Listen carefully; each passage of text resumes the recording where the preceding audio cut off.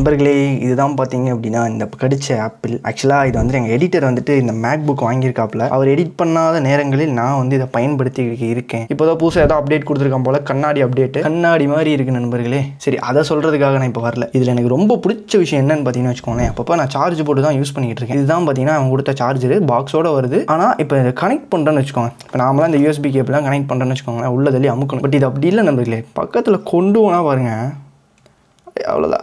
அவ்வளோதான்.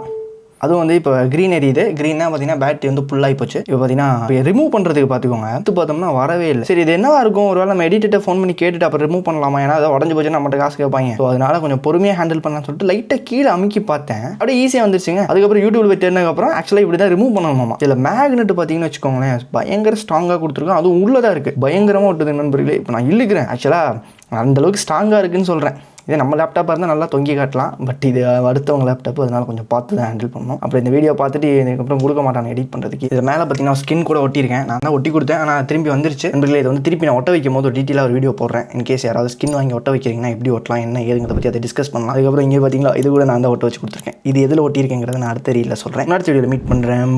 போய்